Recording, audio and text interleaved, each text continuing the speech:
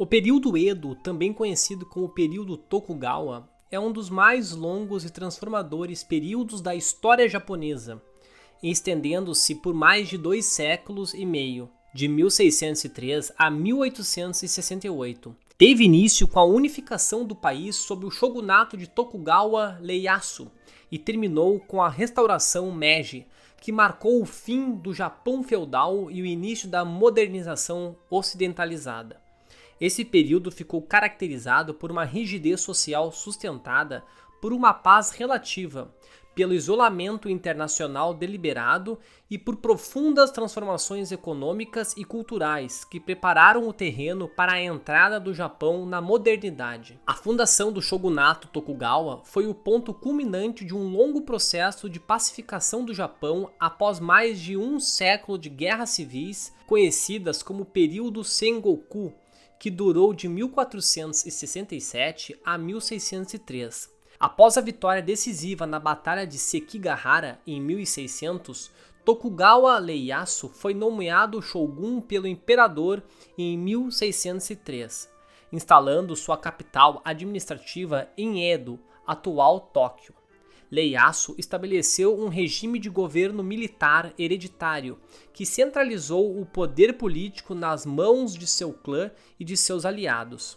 Para consolidar seu domínio, o shogunato implementou uma série de medidas de controle e vigilância, como o sistema Sankin Kotai, que obrigava os daimyo, que eram os senhores feudais, a alternarem sua residência entre seus domínios e Edo, deixando suas famílias na capital como reféns políticos.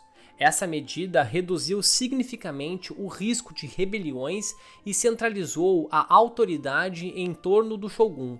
Além disso, os Tokugawa reorganizaram o mapa feudal do Japão, distribuindo as terras com base na lealdade à casa de Tokugawa. Os daimyo foram divididos em 3 categorias: Fudai, que eram aliados hereditários, Tozama, que eram ex-inimigos incorporados, e Shinpan, parentes do clã Tokugawa. Essa classificação foi crucial para manter o equilíbrio de poder sob vigilância constante do shogunato. A sociedade do período Edo era rigidamente hierárquica e inspirada em princípios confucionistas adaptados ao contexto japonês. A ordem social era composta por 4 classes principais. A primeira era os samurais, a classe guerreira. Apesar da paz prolongada, manteve prestígio e privilégios como burocratas e administradores locais. A segunda classe era os camponeses, considerados essenciais por sua função produtiva, mas sujeitos a rígidos controles e altos impostos. A terceira classe, os artesãos, responsáveis pela produção de bens manufaturados, especialmente nas cidades. E a quarta classe, os comerciantes. Apesar de ocuparem a posição mais baixa oficialmente, muitos enriqueceram e influenciaram a cultura urbana. Além dessas classes, havia grupos marginalizados como os Eta, os intocáveis, e os Rinnin, párias sociais, que realizavam tarefas consideradas impuras, como a execução de condenados e o manejo de couro. Com a paz prolongada e a ausência de guerras internas, os samurais perderam sua função militar original e se transformaram em burocratas. Muitos enfrentaram dificuldades econômicas, pois seus rendimentos não acompanhavam a crescente economia monetária, o que os levou a se endividar com comerciantes. Apesar do isolamento externo, o Japão viveu um florescimento econômico durante o período Edo. O país se tornou essencialmente autossuficiente, com um sistema agrícola eficiente baseado no cultivo do arroz. Os excedentes agrícolas permitiram o crescimento das cidades e o desenvolvimento de um mercado interno dinâmico. Grandes centros urbanos como Edo, Osaka e Kyoto floresceram. Edo, em particular, cresceu para se tornar uma das maiores cidades do mundo no século XVIII, com mais de 1 milhão de habitantes.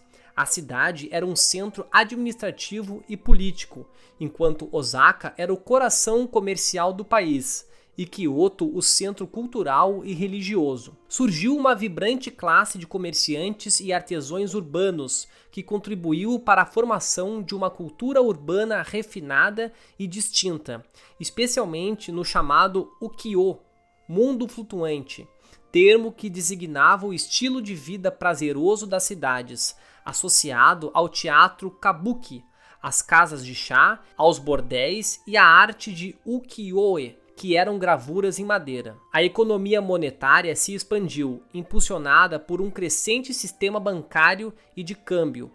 Os ryu e mon, moedas de ouro, prata e cobre, circularam amplamente. A existência de guildas de comerciantes e redes de transporte bem organizadas, como as kaido, estradas principais, favoreceu o comércio interregional. Um dos traços mais marcantes do período Edo foi a adoção de uma política de isolamento internacional, conhecida como sakoku, formalizada a partir da década de 1630. Essa medida visava conter a influência estrangeira, especialmente a cristã, considerada desestabilizadora após diversas revoltas, como a rebelião de Shimabara, que teve forte participação de camponeses cristãos. A política de Sakoku proibiu os japoneses de sair do país, impediu a entrada de estrangeiros, com exceção de alguns holandeses e chineses que podiam comerciar de forma restrita através da ilha artificial de Dejima, na Baía de Nagasaki. Os missionários cristãos foram expulsos e o cristianismo severamente reprimido. Essa política assegurou a elite Tokugawa ao controle ideológico e político interno, além de proteger o país de conflitos externos, como as guerras religiosas da Europa. Contudo, também limitou o contato com novas tecnologias e ideias, criando uma defasagem em relação às potências ocidentais, que mais tarde se revelaria crítica. O período Edo foi um dos mais ricos culturalmente da história japonesa. Embora dominado politicamente pela elite samurai, a cultura urbana floresceu entre os shonin, que eram os habitantes das cidades, que desenvolveram uma estética sofisticada e irreverente. O teatro kabuki e o bunraku, teatros de marionetes, se tornaram formas populares de entretenimento, com os dramaturgos como Shikamatsu Monzaemon alcançando grande notoriedade. As gravuras ukiyo de artistas como Hokusai e Hiroshize imortalizaram cenas do cotidiano, paisagens e beldades femininas, influenciando até artistas ocidentais no século XIX.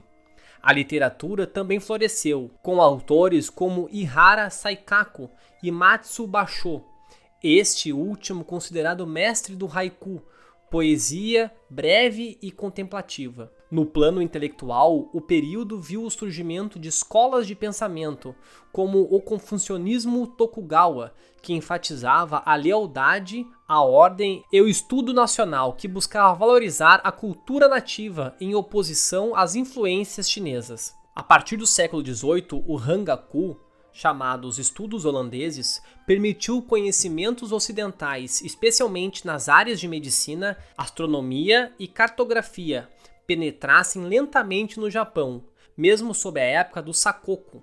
A estabilidade do sistema Tokugawa começou a ser corroída gradualmente a partir do final do século XVIII. A rigidez social e a crescente disparidade entre classes geraram tensões. A inflação, os desastres naturais, as fomes e os abusos fiscais provocaram uma série de revoltas camponesas.